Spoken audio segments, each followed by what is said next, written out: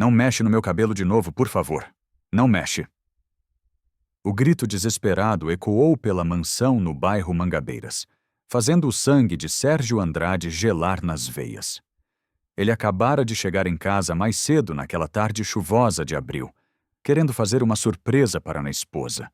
Mas o que ouviu foi o som de sua filha sendo torturada.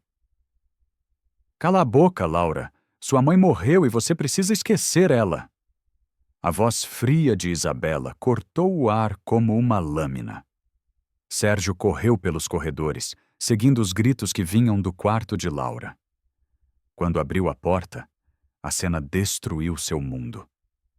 Isabela segurava sua filha de 5 anos, cortando grandes pedaços do cabelo castanho com uma tesoura de cozinha. O cabelo da menina estava completamente irregular, com falhas enormes, onde já tinha sido cortado outras vezes, as bochechas vermelhas e inchadas de tanto chorar, os olhinhos castanhos vidrados de terror. Ela parecia uma criança em estado de choque. Menina feia, não merece ser bonita como a mãe foi. Isabela continuou cortando, nem notando Sérgio na porta. A palavra que mais chocou Sérgio foi: de novo. Sua filha tinha implorado para não cortarem seu cabelo de novo. Isso significava que já tinha acontecido antes. Quantas vezes? O que você está fazendo? Sérgio gritou, fazendo Isabela se assustar e soltar a tesoura. Laura correu para os braços do pai, tremendo como uma folha, agarrando-se nele como se fosse um salva-vidas. Papai, ela cortou de novo. Eu não falei da mamãe, eu juro. Neste momento, Lúcia apareceu correndo na porta. A governanta de 55 anos, que cuidava de Laura desde bebê, trazia nas mãos um montinho de mechas castanhas.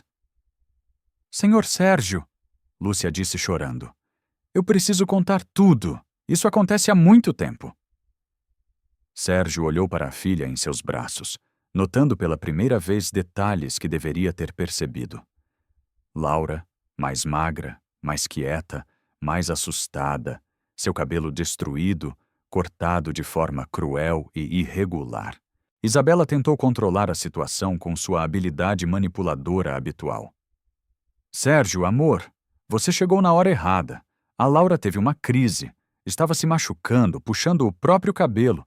Eu estava apenas tentando pará-la para ela não se ferir mais. Mas Lúcia balançou a cabeça vigorosamente. Não é verdade, senhor. Eu vi tudo da porta. A senhora estava cortando por raiva, gritando coisas horríveis. Ela mente, Sérgio. É uma empregada velha tentando causar problemas entre nós. Laura levantou a cabecinha e sussurrou. Papai, ela disse que se eu sonhar com mamãe de novo, vai cortar tudo, vai me deixar careca. O mundo de Sérgio desabou completamente. Lúcia, há quanto tempo isso acontece? Sérgio perguntou, segurando Laura com força protetora. 2 meses, senhor, desde que a senhora se mudou definitivamente para cá. Ela me ameaçou todo dia. Disse que se eu contasse, ia inventar que eu estava roubando. Isabela percebeu que precisava mudar de estratégia rapidamente. Sérgio, você vai acreditar numa empregada contra sua própria esposa? A Lúcia sempre teve ciúmes de mim desde o começo do nosso relacionamento. Mentira, Lúcia se defendeu. Eu torci tanto por vocês. Pensei que finalmente a menina teria uma mãe de verdade. E ela tem uma mãe de verdade. Só que essa criança não aceita autoridade. Vive me desrespeitando, falando da mãe morta toda hora. A frieza com que Isabela se referiu à falecida esposa de Sérgio como mulher morta foi como um tapa na cara. Ele lembrou de como, durante o namoro, ela sempre se referia respeitosamente à memória da mãe de Laura. Isabela, você está me dizendo que cortar o cabelo de uma criança de 5 anos é forma de educação? Estou dizendo que métodos tradicionais às vezes são necessários. Minha mãe me criou assim e eu me tornei uma pessoa de sucesso. Lúcia não conseguiu mais se conter. Senhor Sérgio, tem muito mais coisa. Ela obriga a menina a repetir. Eu não tenho uma mãe. Só tenho a tia Isabela. Se a menina não fala, fica sem comer direito. Isso é mentira! É verdade, papai, Laura sussurrou. Ela falou que mamãe foi embora porque eu era ruim, que se eu continuar ruim, você vai embora também. Sérgio sentiu uma raiva assassina subindo pelo peito. Sua filha, órfã de 5 anos, passou 2 meses acreditando que era culpada pela morte da mãe e que poderia perder o pai também se não fosse obediente aos abusos. Isabela percebeu que estava perdendo o controle da situação. Decidiu tentar uma última cartada emocional. Sérgio, eu amo você. Eu amo essa menina. Você não pode destruir nosso casamento por causa de um mal-entendido. Mal-entendido? Sérgio apontou para os fios de cabelo no chão. Isso é mal-entendido? Eu estava tentando ajudá-la a esquecer o trauma. Psicólogos dizem que crianças precisam seguir em frente. Que psicólogos? Você nunca levou minha filha em psicólogo nenhum. O silêncio de Isabela revelou mais uma mentira. Ela nunca se preocupou genuinamente com o bem-estar emocional de Laura. Lúcia, conte para mim tudo, desde o começo, Sérgio pediu, sentando-se com Laura no colo. Lembra quando a senhora começou a vir aqui durante o namoro? Ela era um amor com a menina, trazia presentes, brincava, até me ajudava na cozinha. Eu pensei, que mulher especial. Sérgio lembrou perfeitamente. Isabela conquistou não apenas a ele, mas toda a casa. Laura ficava animada quando ela chegava. Lúcia sempre elogiava como ela era carinhosa e atenciosa. Mas 3 semanas depois do casamento, tudo mudou. Quando o senhor saía para trabalhar, ela se transformava. A primeira vez, a menina comentou que sentia saudade da mamãe, e a senhora explodiu. O que ela fez? Sérgio perguntou, temendo a resposta. Pegou a Laura pelos bracinhos, balançou com força e gritou: "Sua mãe está morta, morta! Para de falar dela!" Depois cortou uma mechinha pequena do cabelo, dizendo que era para ela aprender. Laura se encolheu mais nos braços do pai. "Foi a primeira vez, papai. Doeu muito." A menina ficou em choque, senhor Sérgio. Eu tentei acalmá-la, mas a senhora me chamou no quarto e disse: "Uma palavra para o Sérgio, e você vai embora hoje." Ele nunca vai acreditar numa empregada velha contra a palavra da esposa jovem e bonita. Isabela tentou interromper. Isso nunca aconteceu. A Lúcia está inventando porque tem ciúmes da nossa felicidade. Não estou inventando. O senhor pode perguntar para a menina. Sérgio olhou para Laura. Meu amor, a tia Isabela realmente fez isso? A menina acenou timidamente. Ela disse que se eu contasse, você ia ficar bravo comigo e ia me dar para outras pessoas. O coração de Sérgio se partiu. Sua filha passou 2 meses com medo de perdê-lo, acreditando que contar a verdade resultaria em abandono. E foi piorando, senhor. Toda vez que a menina mencionava alguma memória da mãe, a punição era maior. Mais cabelo cortado, mais gritos, mais ameaças, mais... Lúcia revelou detalhes devastadores, como Isabela escondia todas as fotos da mãe de Laura, como jogava fora os desenhos que a menina fazia da família, como proibia qualquer conversa sobre lembranças felizes. Ela disse para a menina: "Sua mãe não te amava. Se amasse, não teria morrido. Agora você tem que me amar, porque eu escolhi ficar aqui cuidando de você." A manipulação psicológica era muito mais profunda do que Sérgio havia imaginado. Isabela não apenas torturava fisicamente cortando o cabelo, mas destruía sistematicamente qualquer memória positiva que Laura tinha da mãe. "Por que você não me contou antes, Lúcia?" "Eu tentei, senhor. Tentei dar indiretas. Tentei falar que a menina estava diferente, mas a senhora sempre me interrompia quando o senhor chegava. Mudava completamente de comportamento." Marcos lembrou das sutilezas que ignorou. Lúcia mencionando que Laura estava mais quietinha, sugerindo que talvez precisasse de mais atenção. Comentando que crianças às vezes guardam coisas para si. Ele estava tão encantado com Isabela, tão aliviado por ter encontrado alguém que supostamente amava sua filha, que interpretou todos os sinais como ciúmes normal de empregada ou adaptação ao novo casamento. Laura, meu amor, você pode contar para o papai como se sentia quando isso acontecia? Sérgio perguntou delicadamente. A menina ficou quieta por um longo tempo. Depois sussurrou. Eu ficava com muito medo, papai. Medo de dormir, medo de acordar, medo de falar. Ela tinha pesadelos toda noite, Sr. Sérgio, Lúcia complementou. Acordava gritando. Não corta, não corta! Eu corria para o quarto, mas a senhora sempre chegava primeiro e mandava eu voltar para meu quarto. Isabela tentou se defender. Eu estava apenas ensinando independência. Criança precisa aprender a se acalmar sozinha. Independência! Lúcia explodiu. A menina chorava desesperada e a senhora ficava parada olhando, dizendo que se ela continuasse chorando, ia cortar mais cabelo. Laura confirmou, balançando a cabeça. Ela falou que menina que chora muito fica feia, e menina feia ninguém gosta. Sérgio percebeu como Isabela havia destruído sistematicamente a autoestima de sua filha, uma criança de 5 anos, acreditando que precisava suprimir suas emoções para merecer amor. E tinha outras coisas, senhor. A senhora obrigava a menina a ficar de castigo no quarto escuro sempre que falava da mãe. Uma vez deixou ela lá por 3 horas. 3 horas? Sérgio ficou horrorizado. No escuro total, papai, Laura confirmou. Eu pedia para sair para fazer xixi, mas ela disse que eu tinha que aguentar, que menina desobediente não merecia banheiro. A crueldade era calculada para quebrar o espírito de uma criança pequena. Isabela usava necessidades básicas, como barganha psicológica. Ela mudou completamente, Sr. Sérgio. Parou de sorrir, parou de brincar, parava de falar quando a senhora chegava perto. Eu vi a minha menina se transformando numa bonequinha assustada. Sérgio lembrou de sinais que interpretou erroneamente. Laura, mais comportada quando Isabela estava presente, menos bagunceira, mais educada. Ele achou que eram sinais positivos da influência da madrasta. Papai, Laura disse baixinho, eu pensei que você não gostava mais de mim, porque você ficou feliz quando ela chegou e eu só dava problema. Não, meu amor. O papai sempre amou você mais que tudo no mundo.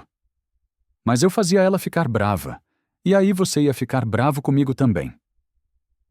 A lógica infantil havia conectado o amor do pai pela esposa com rejeição pessoal. Laura acreditava que causar problemas para Isabela significaria perder o amor de Sérgio também. Isabela finalmente mostrou sua verdadeira face. Pronto, agora vocês todos estão contra mim. Mas eu tenho direitos nesta casa, Sérgio. Eu sou sua esposa legalmente. Sai da minha casa, agora. A voz de Sérgio era fria como gelo. Como assim? Eu não vou sair. Esta é minha casa também. Esta nunca foi sua casa.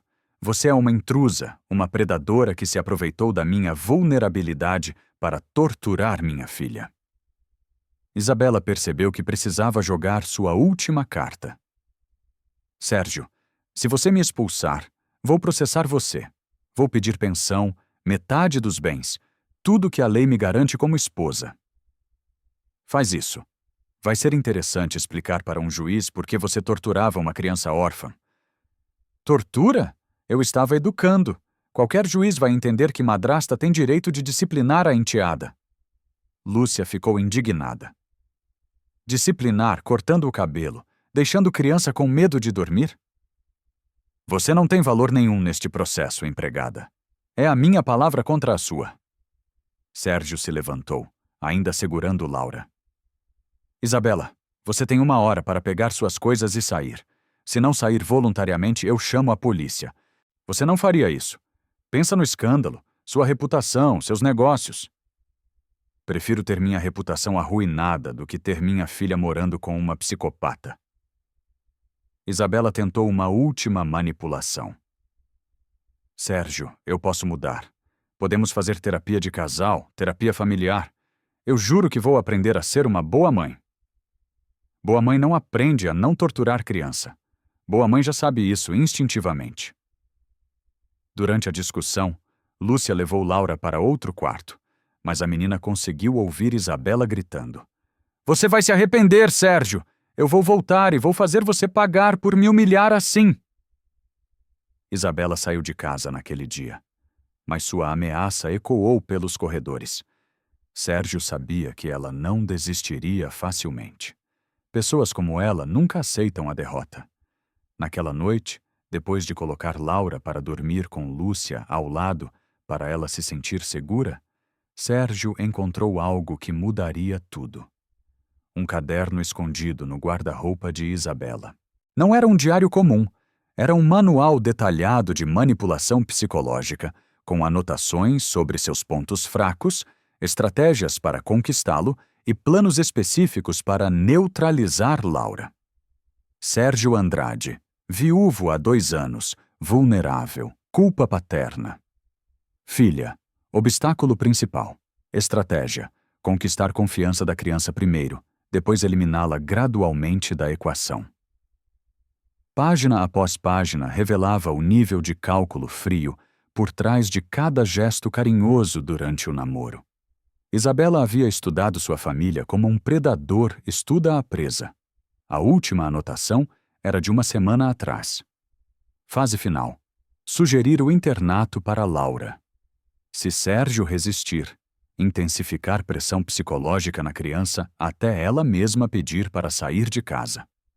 Sérgio percebeu que se não tivesse chegado em casa naquele dia, Isabela teria conseguido destruir completamente o psicológico de Laura.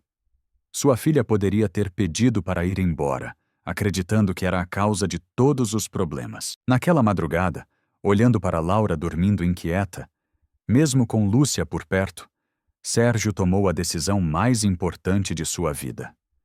Isabela precisava pagar, não apenas sair de suas vidas e desaparecer. Ela precisava ser exposta, humilhada e destruída publicamente, para que nunca mais conseguisse fazer mal a nenhuma família. E Sérgio sabia exatamente como fazer isso. Uma vingança tão calculada e devastadora quanto a crueldade que ela infligiu em sua filha inocente. O jogo havia apenas começado. Na manhã seguinte, Sérgio acordou com uma clareza mental que não sentia há meses. Isabela havia saído de casa na noite anterior, mas suas ameaças ainda ecoavam pelos corredores. Ela prometeu voltar, prometeu processos, prometeu vingança. Mas Sérgio tinha outros planos. Enquanto Laura ainda dormia, ele fez a primeira ligação. Alô, Fábio. Sou Sérgio Andrade.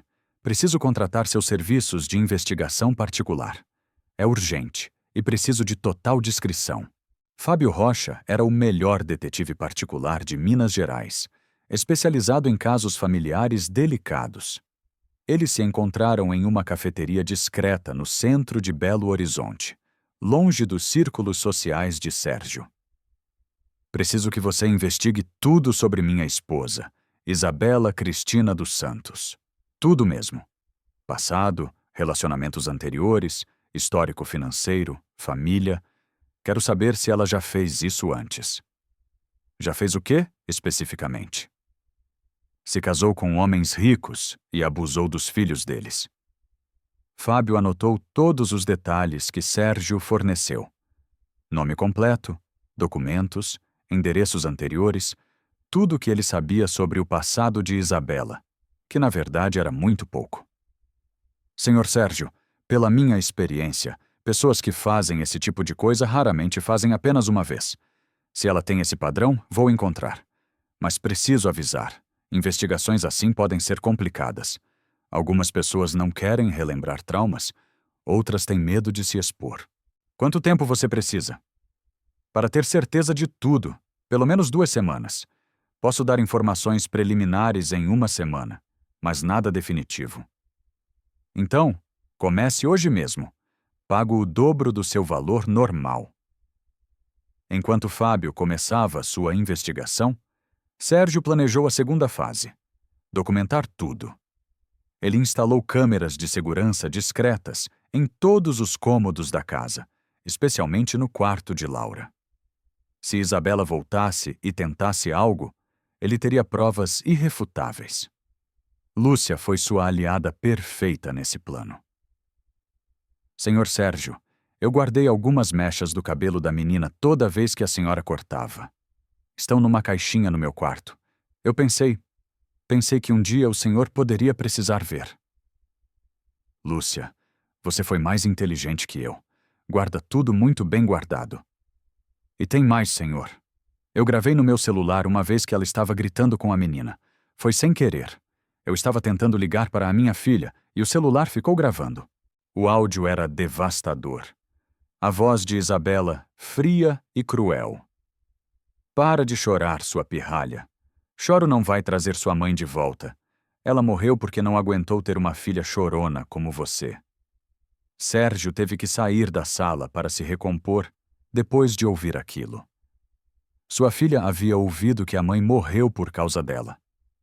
Durante esses primeiros dias, Sérgio se concentrou na recuperação de Laura. Levou a filha para uma psicóloga infantil especializada em traumas, a doutora Amanda Barros. Senhor Sérgio, Laura apresenta sinais clássicos de abuso psicológico. Ela tem medo de expressar emoções, especialmente tristeza ou saudades.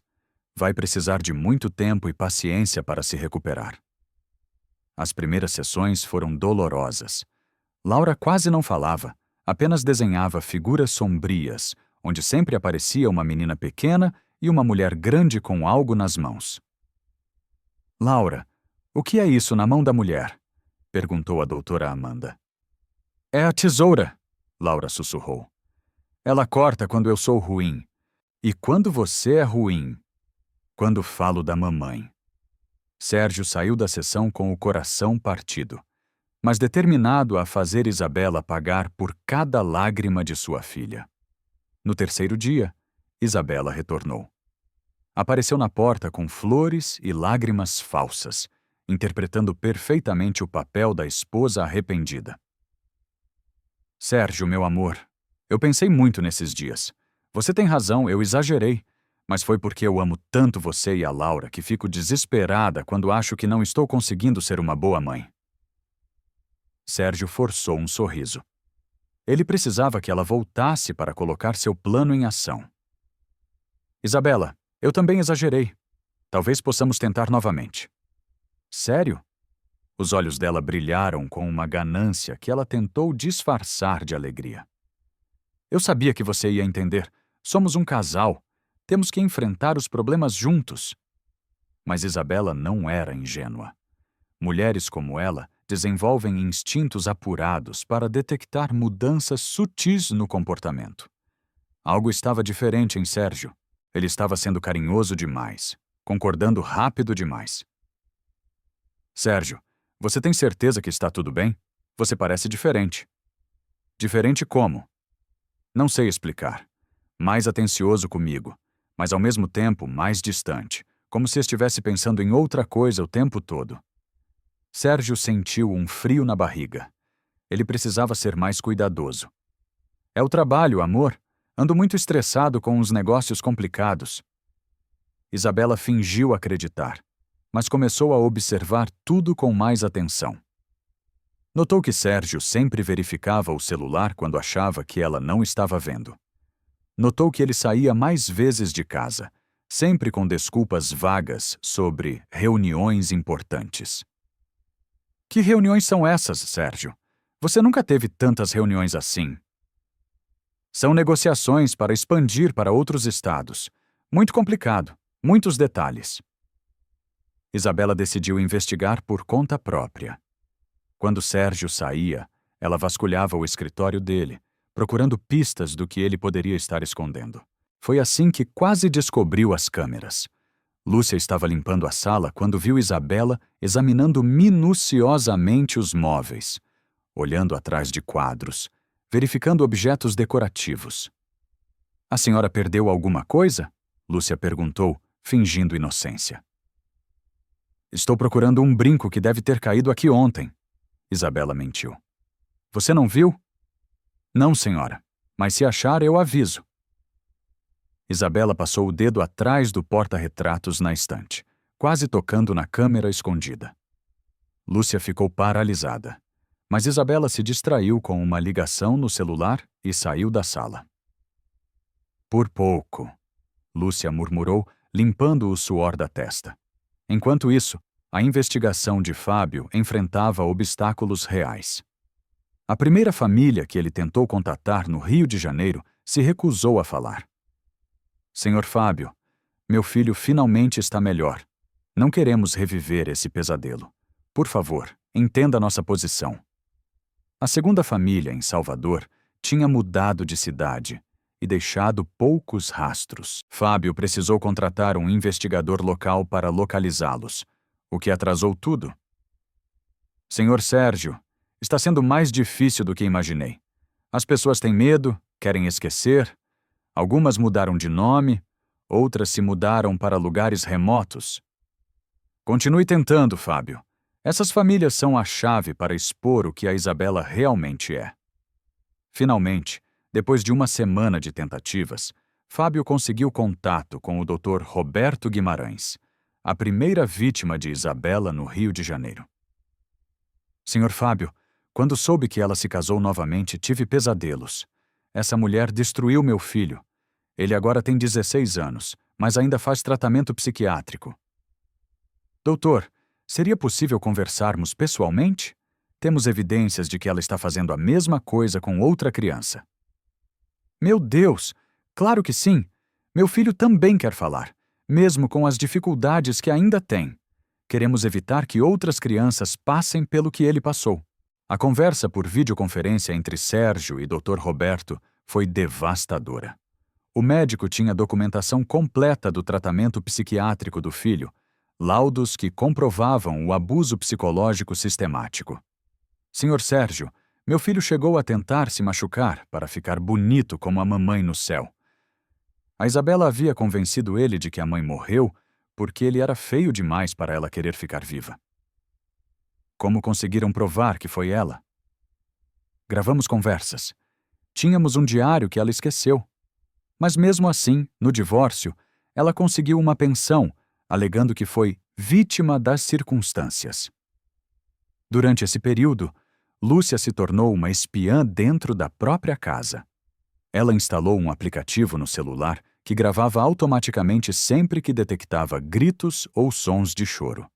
Em 3 dias, já tinha 5 gravações de Isabela ameaçando Laura. Se você contar para seu pai que eu falei da sua mãe morta, eu vou inventar que você que pediu para cortar o cabelo. Em quem ele vai acreditar? Em mim ou numa pirralha mentirosa? Tia Isabela, eu não vou contar nada. E tem mais. Se você continuar tendo pesadelos e acordando chorando, eu vou dizer para seu pai que você está ficando louca, igual sua mãe ficou antes de morrer. Essa gravação fez Sérgio tremer de raiva. Isabela estava plantando na mente de Laura a ideia de que a mãe havia enlouquecido antes de morrer, quando, na verdade, ela morreu em um acidente de carro completamente aleatório. As sessões de terapia de Laura começaram a mostrar progresso lento, mas consistente. Doutora Amanda usava técnicas de arte-terapia para ajudar a menina a expressar seus medos. Laura, você pode desenhar como se sente quando está em casa? O desenho mostrava uma casa dividida ao meio. De um lado, ela e o pai sorrindo. Do outro, uma figura escura com uma tesoura gigante. E se a mulher da tesoura não existisse mais, como seria? No segundo desenho, a casa inteira estava colorida, com flores e um arco-íris. Doutora, Laura disse timidamente, quando a tia Isabela vai embora para sempre? O que você acha, meu amor? O papai disse que vai me proteger, mas ela sempre volta.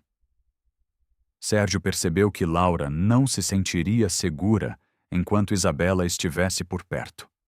A vingança não era apenas justiça, era uma necessidade para a recuperação emocional de sua filha. Com 2 semanas de investigação, Fábio finalmente trouxe o relatório completo que mudaria tudo. Senhor Sérgio, o que descobri vai chocar o senhor. Isabela Cristina dos Santos não é o nome verdadeiro dela. O nome real é Isabela Cristina Oliveira. e ela tem um histórico que vai deixar o senhor sem dormir. O relatório revelou que Isabela havia se casado 3 vezes anteriormente, sempre com homens ricos e viúvos com filhos pequenos. Em todos os casos, o padrão era idêntico: conquistar a confiança da família, casar rapidamente e depois torturar psicologicamente as crianças até elas desenvolverem problemas graves. No primeiro caso, no Rio de Janeiro, ela se casou com um médico viúvo que tinha um filho de 6 anos. Depois de 1 ano de casamento, o menino desenvolveu mutismo seletivo e começou a se automutilar. O pai achou que era trauma pela morte da mãe e internou a criança. E ela pediu o divórcio, alegando que não conseguia lidar com uma criança com problemas mentais. Ficou com uma pensão vitalícia. No segundo caso, em Salvador, foi com um fazendeiro que tinha gêmeas de 4 anos. Mesma história. As meninas desenvolveram fobias extremas, pavor de dormir sozinhas, regressão emocional severa. E no terceiro, em Florianópolis, um empresário com uma filha de 5 anos. A menina chegou a tentar se jogar da escada para ir encontrar a mamãe no céu.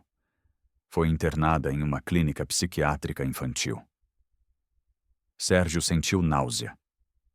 Isabela era uma predadora em série, especializada em destruir crianças órfãs e vulneráveis. Conseguiu contato com todas as famílias? Com 2, sim. A terceira família se mudou para o exterior, mas tenho a documentação médica completa. Todas as crianças precisaram de anos de tratamento psiquiátrico. Naquela noite, Sérgio tomou a decisão final. Não seria apenas uma vingança pessoal, seria uma exposição pública que protegeria outras famílias no futuro. Isabela, meu amor, ele disse no café da manhã, controlando cuidadosamente o tom de voz. Estou pensando em fazer uma festa para renovar nossos votos, para mostrar para todo mundo que superamos nossas dificuldades. Os olhos de Isabela praticamente faiscaram. Uma festa com a elite de Belo Horizonte significava status, reconhecimento social, a oportunidade de se mostrar como a esposa perfeita do empresário mais rico da cidade. Sérgio, que ideia maravilhosa! Quando você estava pensando? Daqui a 3 semanas, tempo suficiente para planejar algo realmente especial. 3 semanas. Tempo suficiente para coletar as últimas evidências, coordenar com as outras famílias e preparar uma apresentação que destruiria Isabela publicamente. Durante os preparativos, Sérgio testou cada detalhe técnico. Contratou uma empresa de audiovisual com a desculpa de fazer uma apresentação romântica surpresa. Testou microfones, telas, sistemas de som.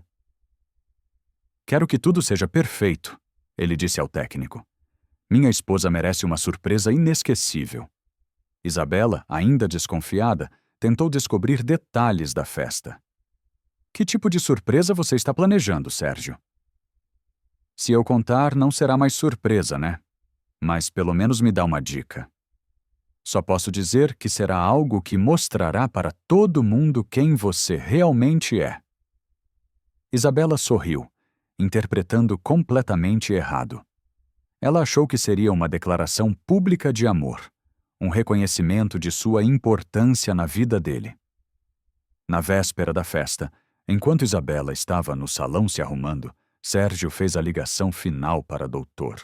Roberto. Doutor, tudo pronto para amanhã? Sim, senhor Sérgio. Eu e meu filho estaremos conectados por videoconferência. Ele está nervoso, mas determinado a ajudar. E as outras famílias?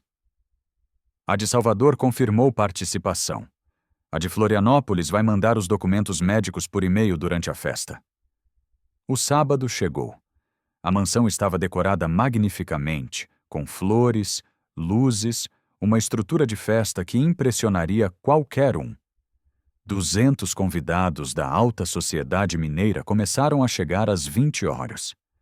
Isabela estava deslumbrante no vestido vermelho que escolheu, cumprimentando todos como se fosse realmente a anfitriã perfeita.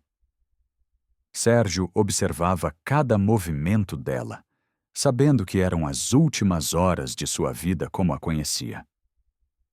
Laura estava segura na casa da filha de Lúcia, longe de tudo o que ia acontecer. Às 21 horas, o momento chegou. Sérgio pediu a atenção de todos os convidados, segurou a mão de Isabela e sorriu. Amigos, obrigado por estarem aqui na nossa renovação de votos. Mas antes de renovarmos nossos compromissos, quero fazer uma surpresa muito especial para minha esposa. Isabela sorriu, achando que receberia um presente caro na frente de toda a sociedade de Belo Horizonte. Isabela, meu amor, para esta surpresa preciso que você confie em mim completamente. É uma tradição especial que aprendi. Pode usar esta venda nos olhos? Isabela hesitou por um segundo. Seu instinto de sobrevivência sussurrou que algo estava errado, mas a empolgação da ocasião e a presença de 200 pessoas importantes a fizeram aceitar. Está bem, mas espero que seja algo muito especial. Oh, será. Tenho certeza absoluta de que será inesquecível. Sérgio amarrou cuidadosamente a venda nos olhos de Isabela, enquanto os convidados observavam curiosos. Alguns riam baixinho, achando que era uma brincadeira romântica. Então, Sérgio pegou algo que estava escondido atrás da mesa principal. O som característico de uma máquina de cortar cabelo sendo ligada ecoou pelo salão. Os convidados ficaram confusos. Isabela ficou tensa. Sérgio, o que é esse barulho? Isabela perguntou, com a voz começando a demonstrar nervosismo real. Uma surpresa, meu amor. Agora você vai sentir na própria pele o que fez com a minha filha. E antes que ela pudesse reagir ou arrancar a venda dos olhos, Sérgio começou a passar a máquina de cortar cabelo pelas mechas perfeitamente arrumadas de Isabela. O primeiro corte foi brutal. Uma faixa completa do lado direito da cabeça, deixando o cabelo raspado até a raiz. O grito de Isabela ecoou pelo salão como o grito de todas as crianças que ela havia torturado. Um grito de desespero, de humilhação, de terror absoluto. Ela tentou se levantar, tentou arrancar a venda, mas Sérgio a segurou com firmeza. Fica quieta, Isabela. Menina desobediente não merece ter cabelo bonito, lembra? Foram suas próprias palavras para a minha filha de 5 anos. Os convidados ficaram em choque inicial. 200 pessoas da elite de Belo Horizonte, tentando processar o que estavam vendo. Maria Fernanda Oliveira, esposa de um deputado federal, levou a mão à boca, horrorizada. Meu Deus, o que está acontecendo aqui? Deve ser algum tipo de performance moderna, murmurou o Dr. Antônio Castelo, empresário do agronegócio. Esses artistas contemporâneos fazem cada coisa. Mas outros já percebiam que algo muito mais sério estava acontecendo. Doutora Patrícia Mendes, juíza de família, observava atentamente cada movimento de Sérgio, seu instinto legal alertando para a gravidade da situação. No fundo do salão, o empresário Carlos Eduardo sussurrou para a esposa. Isabel, isso não é normal. O Sérgio não faria teatro com uma coisa dessas. Isabel concordou, notando a tensão real no rosto de Sérgio, muito diferente de qualquer encenação. Sérgio, pelo amor de Deus, para com isso! Isabela gritou, finalmente conseguindo arrancar a venda dos olhos. Quando viu sua própria imagem refletida nos espelhos decorativos do salão, com uma faixa enorme de cabelo raspado, ela entrou em pânico total. Meu cabelo, você enlouqueceu? Para com isso agora! A empresária Luciana Prado, dona de uma rede de salões de beleza, observou tecnicamente. Esse corte foi feito para humilhar. Não é acidente, é intencional. Seu marido, o delegado aposentado Roberto Prado, imediatamente entendeu as implicações. Algo muito sério aconteceu para Sérgio chegar a esse ponto. Mas Sérgio não parou. Continuou cortando metodicamente como um escultor trabalhando em sua obra-prima.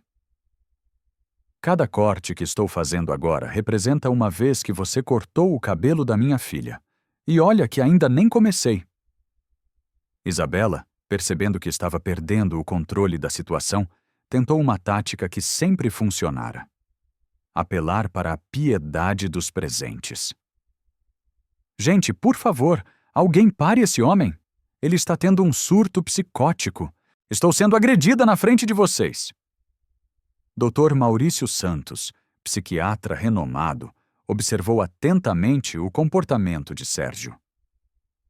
Não parece surto, ele murmurou para a esposa. Parece uma ação calculada e controlada. Há uma diferença fundamental. Algumas pessoas começaram a se mexer desconfortavelmente. Eduardo Silva, empresário da construção civil, deu um passo à frente. Sérgio, talvez seja melhor parar isso e conversarmos.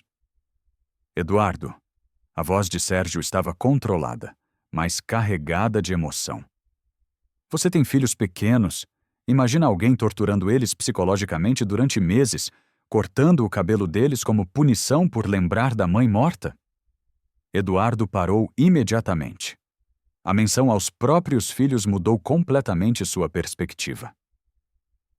Como assim, Sérgio? Mas neste momento, as telas gigantes instaladas estrategicamente pelo salão se acenderam. A primeira imagem que apareceu foi devastadora.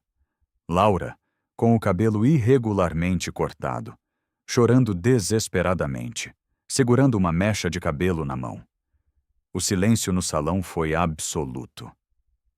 Eduardo Silva parou no meio do caminho, seus próprios filhos pequenos passando pela sua mente.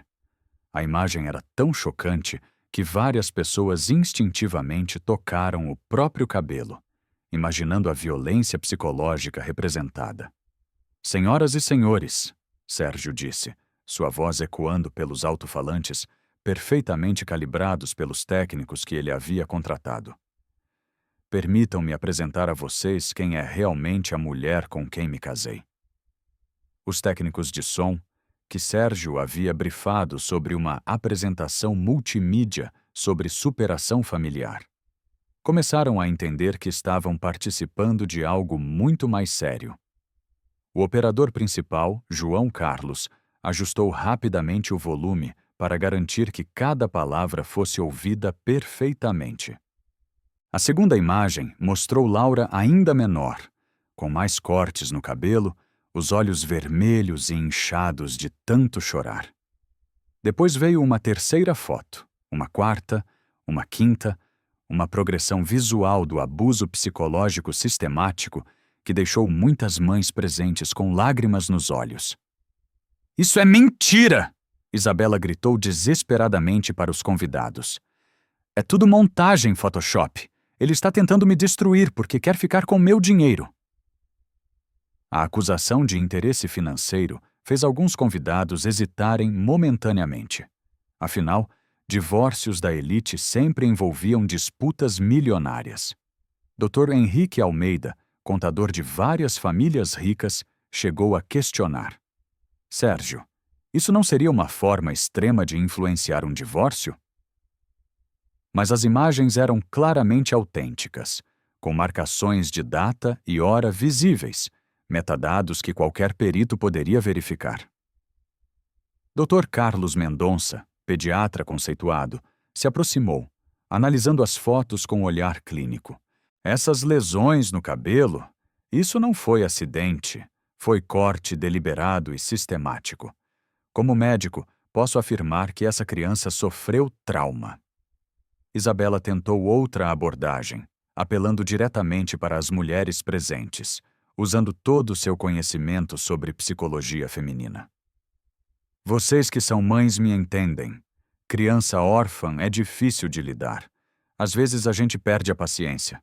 Não é maldade, é desespero de quem quer ser uma boa mãe. Por um momento, algumas mulheres pareceram considerar suas palavras. Maternidade é um tema sensível, e todas sabiam como é difícil lidar com crianças traumatizadas. Mas Sandra Lima, mãe de 3 filhos e empresária experiente, balançou a cabeça, indignada. Perder a paciência é gritar, Isabela. Perder a paciência é chorar de frustração. Isso que está nessas fotos é tortura calculada.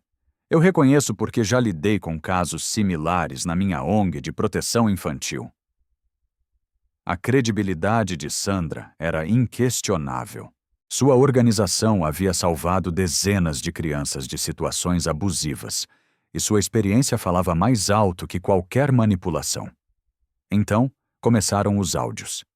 Os técnicos de som aumentaram o volume, conforme instruções prévias de Sérgio.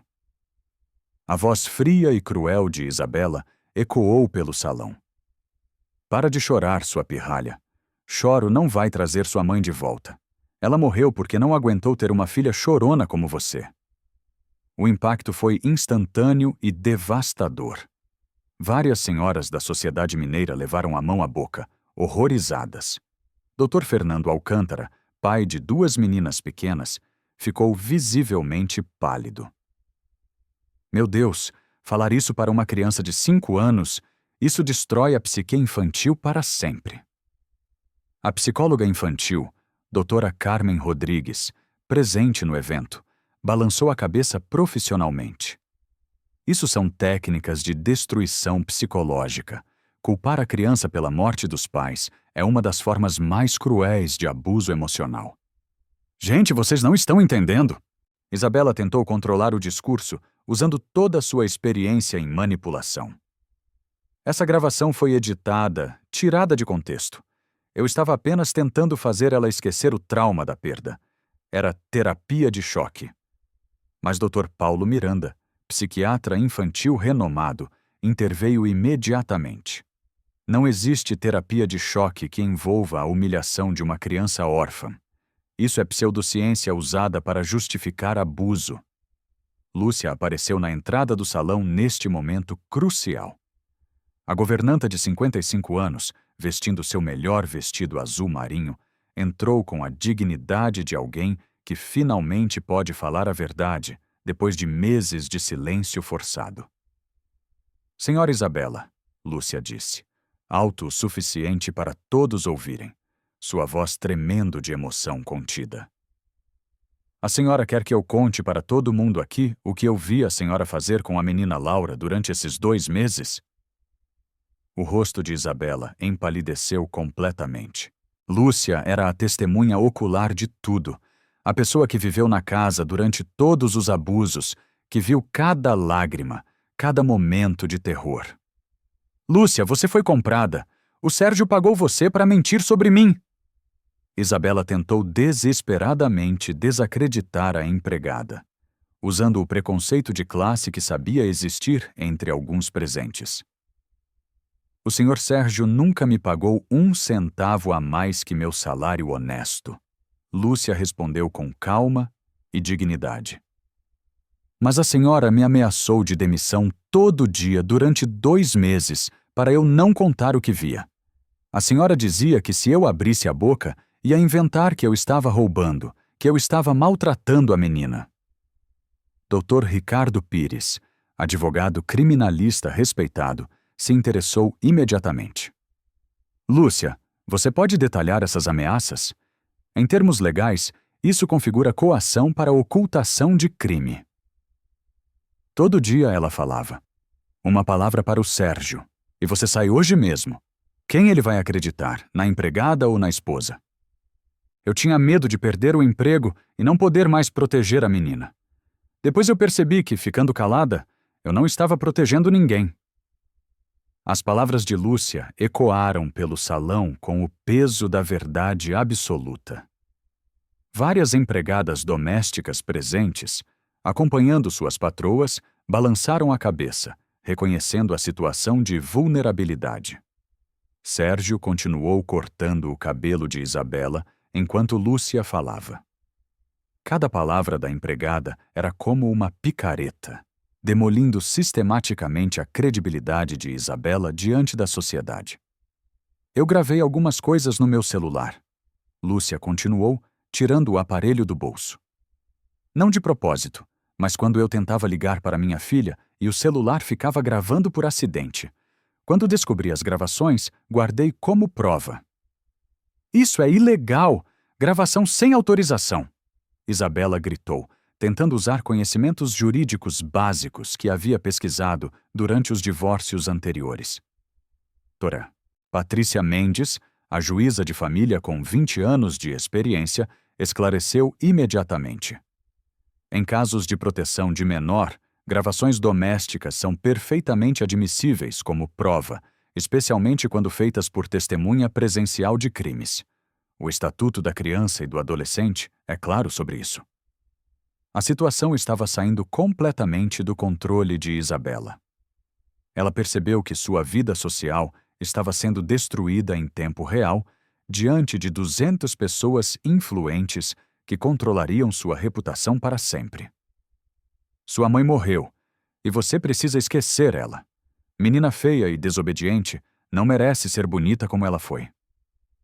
A voz de Isabela continuou nos alto-falantes, enquanto ela mesma ficava cada vez mais desesperada, tentando interromper a reprodução. Eu posso explicar esse áudio, Isabela tentou mais uma vez, a voz já rouca de desespero. A menina estava tendo uma crise e estava se machucando. Eu estava tentando acalmá-la com disciplina firme. Acalmar cortando o cabelo? Doutor, Fernando perguntou, incrédulo. Como pediatra com 30 anos de carreira, posso garantir que isso não é um procedimento terapêutico válido.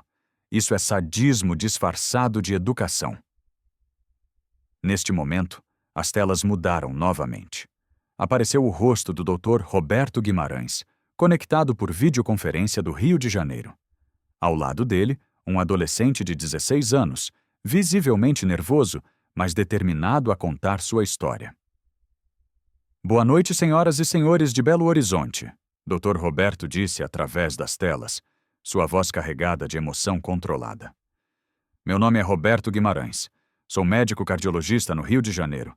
E esta mulher que vocês estão vendo torturar uma criança, ela fez exatamente a mesma coisa com meu filho. O impacto foi devastador e imediato. Isabela parou completamente de lutar contra Sérgio, ficando paralisada ao perceber que sua vida inteira como predadora estava sendo exposta sistematicamente. Não pode ser, murmurou Fernanda Costa, empresária da moda que conhecia Isabela das revistas sociais. Ela fez isso antes? 3 vezes, Sérgio respondeu, ainda trabalhando metodicamente no cabelo de Isabela, cada corte preciso e simbólico. 3 casamentos anteriores, 3 crianças órfãs, destruídas psicologicamente. O filho do Dr. Roberto, Daniel, reunindo toda a coragem que havia desenvolvido em 6 anos de terapia, falou com voz trêmula, mas firme. Ela dizia que minha mãe tinha morrido porque eu era feio demais e chorão demais para ela querer continuar viva. Ela me fazia repetir todo dia: minha mãe morreu por minha culpa. Eu acreditei nisso durante anos. Várias mulheres no salão começaram a chorar abertamente. Carla Mendes, mãe de gêmeos de 6 anos, soluçava sem conseguir se controlar. Como alguém pode ser tão cruel com uma criança inocente? Como alguém consegue planejar essa maldade? O empresário José Carlos, pai de 4 filhos, ficou visivelmente alterado. Essa mulher é um monstro, um predador que escolhe especificamente crianças vulneráveis. E tem mais, Sérgio anunciou, fazendo uma pausa dramática. Fábio, pode mostrar os outros casos para nossos convidados? As telas exibiram documentos oficiais, certidões de casamento, processos de divórcio, laudos médicos psiquiátricos. A vida de predadora serial de Isabela sendo exposta metodicamente, caso por caso. Salvador, 2019. Uma nova voz feminina se juntou por videoconferência. Era Cristina Almeida, bióloga e mãe das gêmeas que sofreram com Isabela. Ela se casou com o meu ex-marido e torturou minhas enteadas gêmeas de 4 anos. Quando as meninas vinham passar fins de semana comigo, chegavam traumatizadas, com pesadelos, com medo de qualquer coisa que brilhasse ou cortasse. Dr. Paulo Henrique, psiquiatra presente no salão, balançou a cabeça gravemente. Estamos presenciando aqui a exposição de um padrão clássico de predador em série. O método é sempre idêntico: identificar famílias vulneráveis com crianças órfãs, conquistar confiança, depois destruir psicologicamente as crianças. As evidências continuaram se acumulando. Laudos médicos de 3 crianças em estados diferentes, todas apresentando os mesmos sintomas: terror noturno, regressão emocional, autolesão, culpa pela morte dos pais. Isabela estava agora meio careca. O contraste brutal entre o lado raspado e o lado ainda intacto, criando uma imagem grotesca e profundamente simbólica. Mas ela tentou uma última cartada desesperada, apelando para seus anos de experiência em manipulação emocional. "Vocês não entendem?" Ela gritou para os convidados, lágrimas escorrendo pelo rosto, misturando-se com restos de maquiagem. "Eu sou vítima também. Eu venho de uma família desestruturada. Minha própria mãe me maltratava quando criança. Eu reproduzi o que sofri. Preciso de ajuda psicológica, não de punição pública." O apelo à vitimização foi calculado para tocar corações, especialmente das mulheres presentes. Alguns convidados pareceram momentaneamente tocados pela alegação. Doutora Márcia Santos, assistente social experiente, até deu um passo à frente. Ciclos de violência familiar realmente existem e precisam ser tratados. Mas Lúcia interveio novamente, sua voz cortando através da manipulação. "Senhora, eu vi a senhora planejando tudo isso. A senhora tem um caderno onde anota as fraquezas do Sr. Sérgio, onde escreve como manipular ele e como neutralizar a menina Laura. Não foi trauma de infância, foi maldade calculada." "Caderno?" Dr. Ricardo Pires, o advogado criminalista, se interessou imediatamente. "Que tipo de anotações?" Sérgio parou o corte por um momento para mostrar o caderno que havia encontrado escondido no guarda-roupa. "Está tudo documentado aqui, doutor. Estratégias de manipulação, estudos sobre minha rotina financeira, análises psicológicas sobre meus pontos fracos, planos detalhados para mandar a Laura para o internato." As páginas do caderno foram fotografadas rapidamente e projetadas nas telas. A caligrafia cuidadosa e organizada de Isabela, documentando friamente cada etapa de seu plano de destruição familiar. Sérgio Andrade, viúvo vulnerável há 2 anos, culpa paterna evidente. Filha, obstáculo principal para controle total. Estratégia: conquistar confiança da criança primeiro, depois eliminá-la gradualmente da equação familiar. Sérgio leu em voz alta, cada palavra ecoando pelo salão silencioso. O silêncio no salão era mortal. Mesmo aqueles que estavam dispostos a ter pena de Isabela ficaram chocados com o nível de premeditação, frieza e cálculo científico por trás dos abusos. Fase 2. Estabelecer controle psicológico. Usar memórias da mãe morta como ponto de pressão.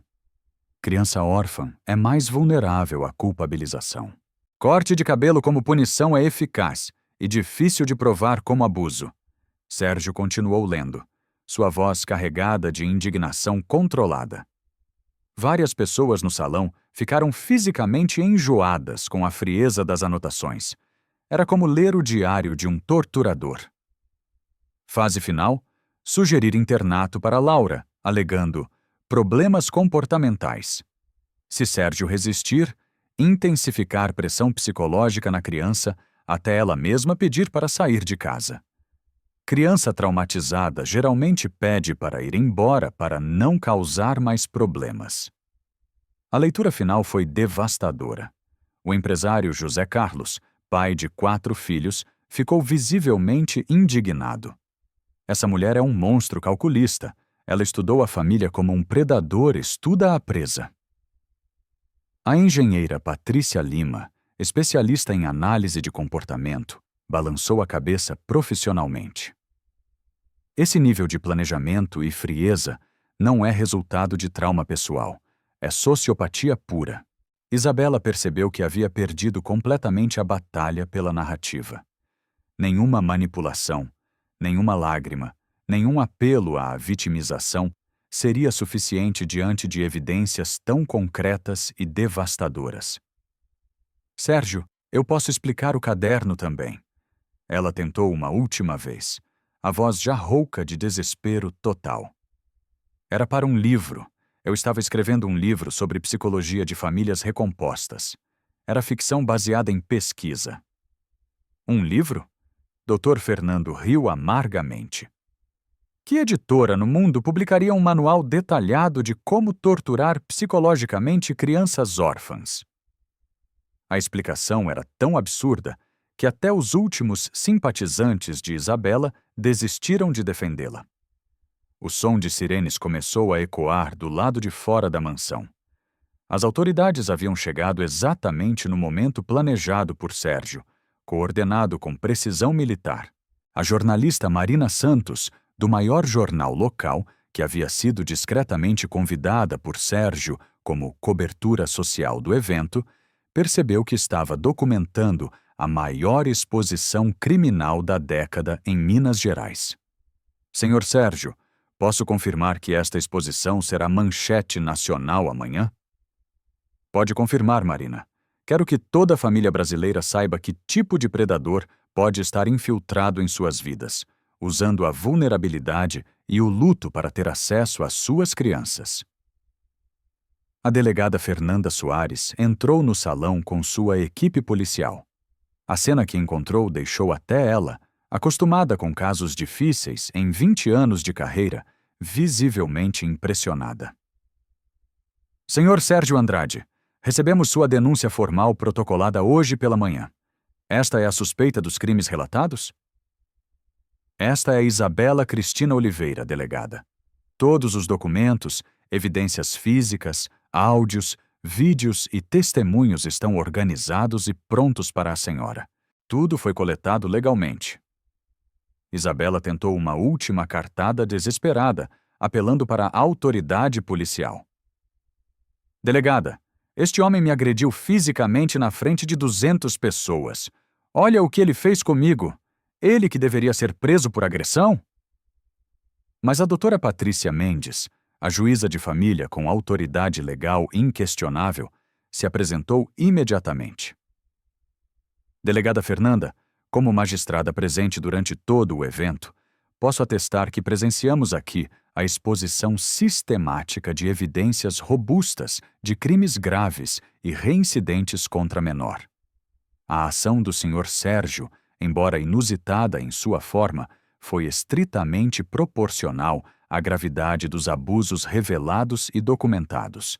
Dr. Roberto Carvalho, promotor de justiça especializado em crimes contra a criança e o adolescente, se apresentou oficialmente. Delegada, como representante do Ministério Público presente no evento, gostaria de requisitar formalmente a prisão preventiva da suspeita.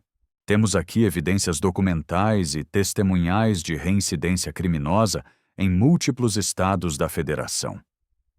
Sérgio fez o último corte com a máquina, deixando Isabela completamente careca, a transformação física representando simbolicamente a destruição de sua máscara social. Agora você sabe exatamente como minha filha se sentiu durante 2 meses, humilhada, vulnerável, com a autoestima completamente destruída na frente de pessoas que deveriam protegê-la. A humilhação de Isabela estava absoluta e completa. Careca, maquiagem borrada pelas lágrimas, vestido manchado, sendo algemada na frente da elite de Minas Gerais que ela havia passado meses tentando impressionar. Fotógrafos profissionais da imprensa documentavam cada momento histórico para as manchetes que dominariam os jornais do dia seguinte. Amigos, Sérgio se dirigiu aos 200 convidados, sua voz ecoando pela última vez nos alto-falantes. Peço sinceras desculpas por transformar nossa celebração numa exposição tão dura e perturbadora. Mas esta predadora precisava ser parada definitivamente antes que destruísse mais famílias inocentes. A empresária Sandra Lima, mãe e presidente da ONG Infantil, foi a primeira a aplaudir com força. Sérgio, você fez exatamente o que qualquer pai deveria fazer. Protegeu sua filha e protegeu dezenas de outras crianças que poderiam ser futuras vítimas. O aplauso se espalhou organicamente pelo salão inteiro. 200 pessoas da alta sociedade mineira aplaudindo de pé, enquanto Isabela era conduzida algemada, careca e publicamente humilhada pelos policiais. Sérgio, Sérgio! Isabela gritou desesperadamente, enquanto era fisicamente arrastada pelos policiais em direção à porta. Isso não vai ficar assim! Quando eu sair da prisão, eu vou voltar! Eu vou me vingar de você e dessa pirralha! Mas suas ameaças finais soaram completamente vazias e patéticas. Uma mulher careca sendo presa por tortura infantil serial, na frente da alta sociedade, não tinha absolutamente nenhum poder restante para ameaçar qualquer pessoa. Lúcia se aproximou de Sérgio, lágrimas de alívio e justiça nos olhos cansados. Senhor Sérgio, depois de 2 meses vendo minha menina Laura sofrer em silêncio, finalmente ela vai poder dormir em paz. Sim, Lúcia, finalmente nossa menina está segura. Quando o último policial saiu com Isabela, levando também as evidências que destruiriam sua vida para sempre, Sérgio olhou para o cabelo espalhado pelo chão de mármore e sentiu uma satisfação profunda e definitiva. Cada fio ali representava uma lágrima de sua filha inocente. E agora, a justiça havia sido feita da forma mais poética, simbólica e devastadoramente eficaz possível. A vingança estava completa, justa e inesquecível. Seis meses depois da noite que mudou tudo, Isabela Cristina Oliveira estava sentada numa cela fria da penitenciária feminina Estevão Pinto, em Belo Horizonte. Seu cabelo havia crescido apenas alguns centímetros, ainda visivelmente irregular e ralo. Ela havia desenvolvido uma obsessão em escondê-lo sob lenços e gorros, recusando-se a deixar qualquer pessoa ver. A prisão não havia sido gentil com ela. Mulheres que maltratam crianças não são bem vistas, nem mesmo entre criminosas. Várias detentas eram mães separadas de seus filhos, e a história de Isabela havia se espalhado rapidamente pelos corredores. Sua desgraçada! Gritou Carmen, uma detenta robusta condenada por tráfico. Pelo menos eu nunca machuquei criança. Você é pior que qualquer bandido.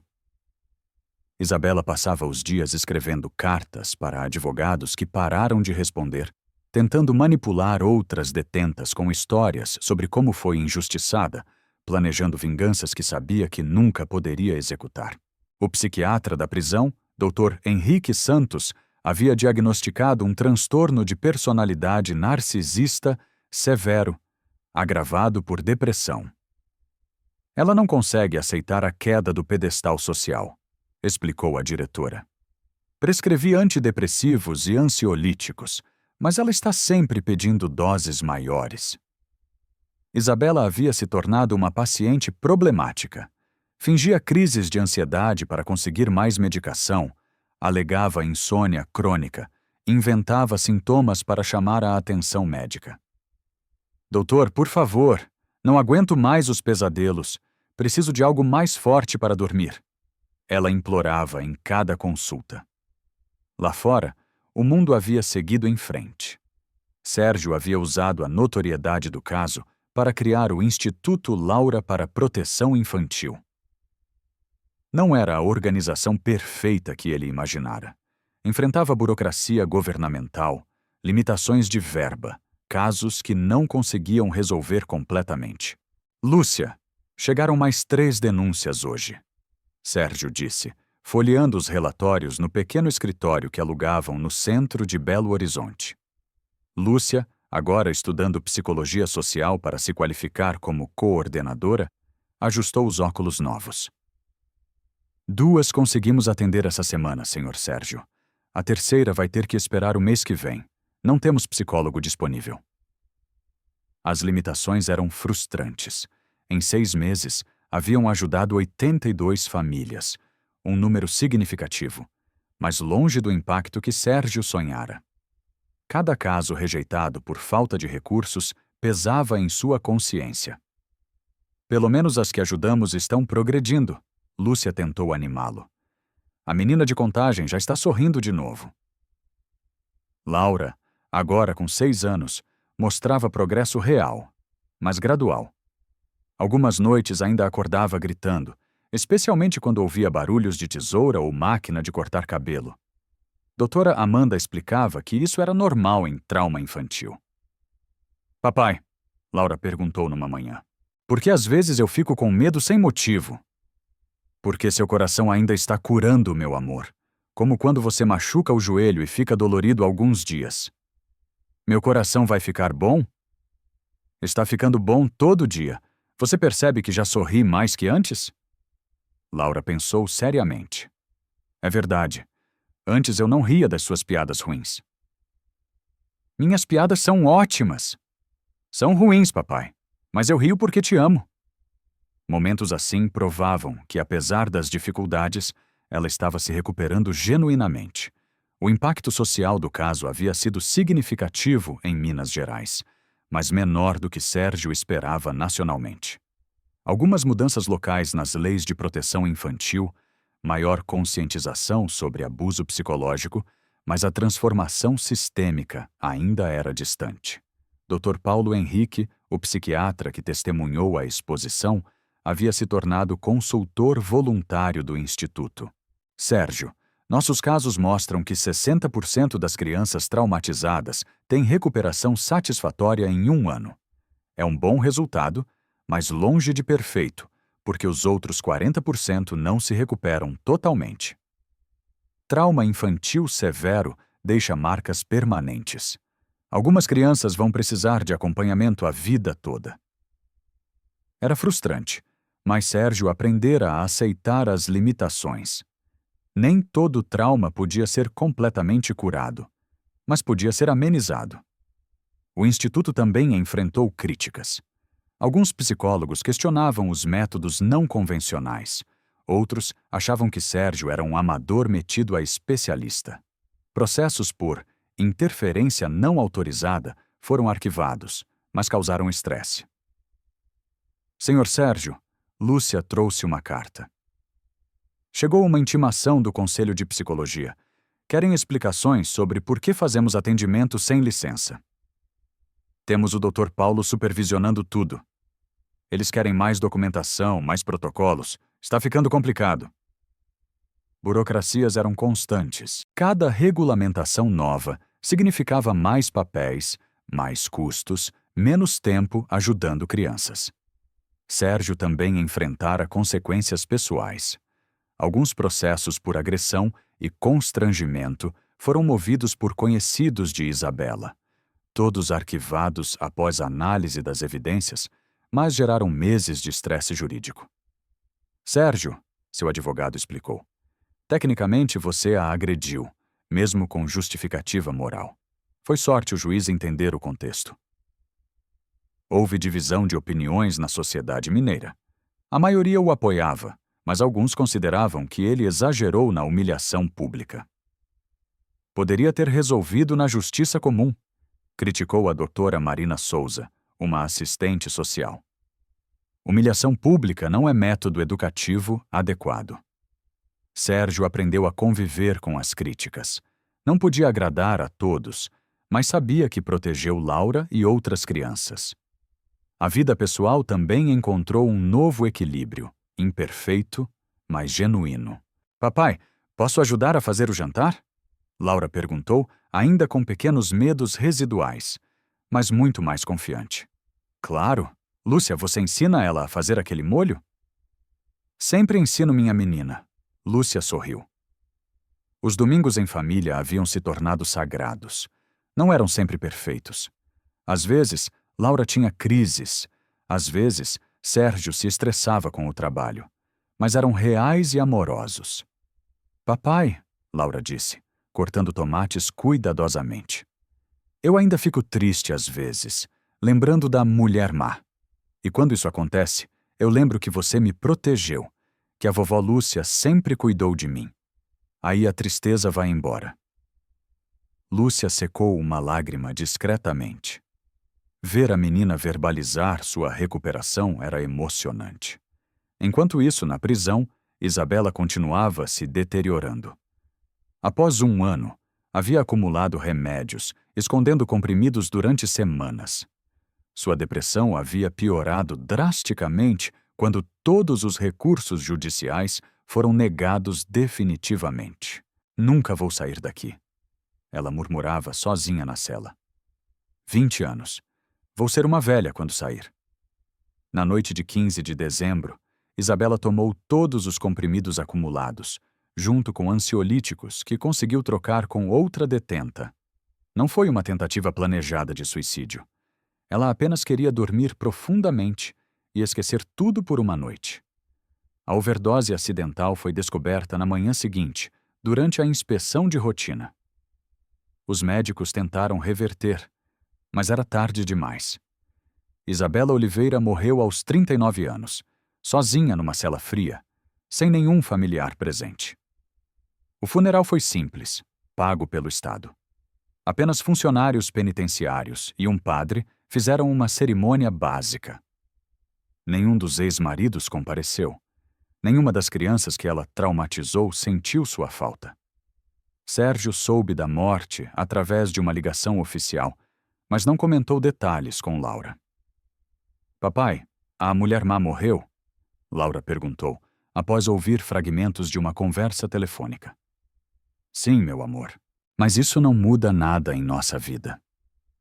Posso falar uma coisa? Sempre pode. Eu não estou feliz que ela morreu, porque pessoas boas não ficam felizes com a morte, mas estou aliviada que ela nunca mais vai machucar nenhuma criança. A maturidade de Laura, aos 7 anos, surpreendia Sérgio constantemente. 6 meses após a morte de Isabela, o Instituto Laura havia ajudado 150 famílias, longe dos milhares sonhados, mas um impacto real e mensurável. Senhor Sérgio, Lúcia trouxe as estatísticas atualizadas. 70% dos casos mostram melhora significativa. 30% ainda precisam de acompanhamento prolongado. E os que não conseguimos ajudar? 15 casos fomos forçados a encaminhar para outros órgãos por falta de recursos. Números realistas, limitações claras, mas um trabalho genuíno sendo feito.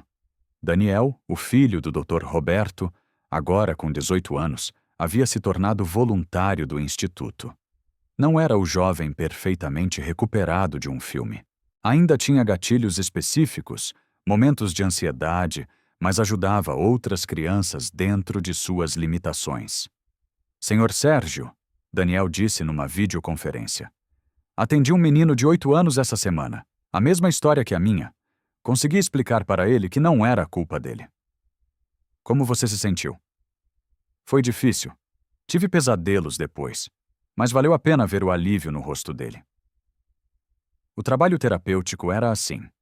Uma cura imperfeita, progresso com recaídas, vitórias pequenas, mas significativas. 2 anos após a exposição, Laura estava com 8 anos, cursando o 3º ano numa escola particular excelente. Ainda fazia terapia quinzenal com a doutora Amanda, ainda tinha ocasionalmente pesadelos, mas era uma criança genuinamente feliz. Papai, posso contar para a classe sobre crianças que precisam de ajuda? Você quer falar sobre o instituto? Quero. A professora disse que podemos fazer projetos sobre causas importantes. Tem certeza que não vai ser difícil para você? Vai ser um pouco difícil, mas se eu não contar, as outras crianças não vão saber que podem pedir ajuda se alguém for malvado com elas. Sua determinação em transformar o trauma pessoal em proteção coletiva emocionava Sérgio diariamente. A apresentação de Laura na escola foi simples, mas impactante. Ela explicou, com palavras de criança, como identificar adultos que fazem mal para crianças e como pedir ajuda. Se alguém falar que você é culpado por coisa ruim que aconteceu, não é verdade. Ela disse para os colegas de 8 e 9 anos. E se alguém machucar você e disser que é segredo, não é segredo. Pode contar para o professor, para o pai, para alguém de confiança. Várias crianças fizeram perguntas, algumas revelaram situações preocupantes em casa. 2 casos foram identificados e encaminhados para a assistência social. Laura ajudou 2 famílias só com uma apresentação. Ela transformou completamente sua experiência traumática. Doutora, Amanda comentou com Sérgio. Naquela noite, colocando Laura para dormir, Sérgio refletiu sobre a jornada. Papai, você se arrepende de alguma coisa que aconteceu? Me arrependo de não ter descoberto antes o que ela estava fazendo com você. Mas você descobriu e me protegeu. Podia ter protegido antes. Papai, você não sabia. Ela enganou todo mundo. Até a vovó Lúcia acreditou nela no começo. Laura estava certa. Predadores são experts em enganar. E você, Laura, se arrepende de alguma coisa? Me arrependo de ter ficado quieta tanto tempo. Mas eu era pequena e tinha medo. Você não tinha que saber como se defender sozinha. Era responsabilidade dos adultos te proteger. Agora eu sei que posso sempre falar com você e com a vovó Lúcia sobre qualquer coisa. Sempre, meu amor. Qualquer coisa. Sérgio beijou a testa da filha, sabendo que haviam encontrado um equilíbrio sustentável entre cura pessoal e propósito social. No corredor, encontrou Lúcia organizando relatórios do instituto. Lúcia, obrigado por tudo nesses 2 anos. Senhor Sérgio, ver minha menina crescer forte e feliz é o maior presente da minha vida. O instituto está conseguindo ajudar bem, dentro das limitações. Sim, não salvamos todo mundo, mas quem salvamos fica realmente salvo. Lúcia estava certa. O trabalho social real tinha limitações, mas um impacto genuíno dentro dessas limitações. 2 anos e meio depois do caso Isabela, Sérgio olhava pela janela, vendo Laura brincar no jardim com amigas da escola. Seu cabelo estava longo e castanho, sempre enfeitado com laços coloridos que ela escolhia. O Instituto Laura havia atendido 200 casos, conseguindo recuperação satisfatória em 70%. Não eram os milhares sonhados, mas eram 200 crianças reais que estavam mais seguras. Isabela estava morta e esquecida. Laura estava crescendo feliz, com cicatrizes invisíveis, mas controladas. O Instituto protegia crianças dentro de suas possibilidades. A justiça havia sido feita de forma imperfeita, mas real. Não houve um final de conto de fadas, mas houve cura genuína, proteção efetiva e amor duradouro. Sérgio aprendeu que a vingança perfeita não existe. Existe apenas o amor imperfeito que persiste, protege e cura, dia após dia. E isso era suficiente.